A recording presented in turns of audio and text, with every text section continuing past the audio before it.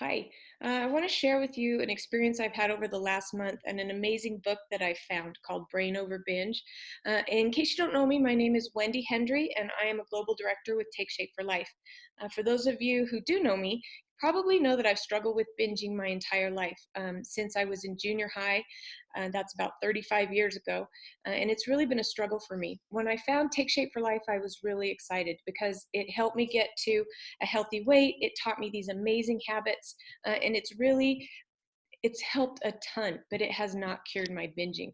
I've still binged over the last couple of years. And I got so frustrated this last time I was on about a 3 week binge. I really just wanted to understand why. And I actually was saying a prayer, and that night I found this book called Brain Over Binge, and it answered all of my questions. I'm going to do a screen share here, start my slideshow. Here's the book. It's by a girl named Katherine Hansen. We've gotten to be friends since then. She's terrific. She was a bulimic and a binger for several years and had therapy. None of it worked, and she recovered for good using some of the things I'm going to tell you quickly. But I really just want you to go by the book. Um, I don't know, for most of you that have been to therapy, you're going to know this. I went to therapy for many years and was taught that my binging was due to anxiety, low self-esteem, my crappy childhood, emotions, fear, stress, whatever it was. And basically what they said, therapist, was that I need to cure all of these things before I can cure my eating disorder. Well, the truth is, if I had to cure all of my emotional problems before I cured my binging, I would be binging into the eternities. And so I knew that there had to be a better way. I knew it. And when I found this book, it answered every question that I had. What Catherine says, she started taking a medication that took her urges away, the urge to binge, for a few months.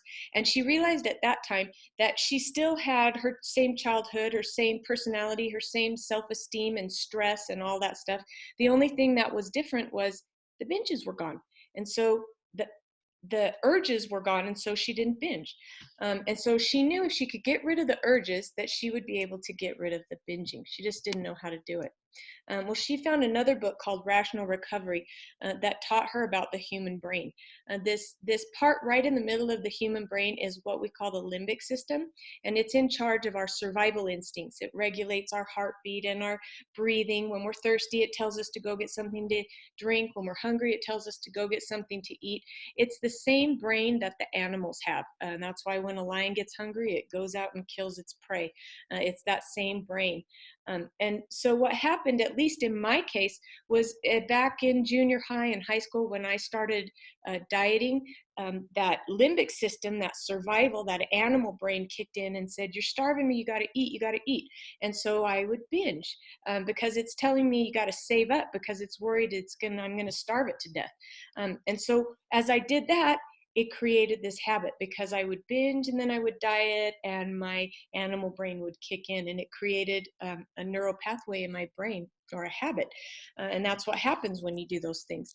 Well, what I learned reading this book and what Catherine learned reading the Rational Recovery book is that we also have a prefrontal cortex. Our prefrontal cortex is what separates us from the animals. It's our reasoning part of our brain, the thinking part of our brain, the thing that helps us make choices and decisions. And the thing that I learned was that the prefrontal cortex, or the thinking brain, is a heck of a lot stronger than the animal brain.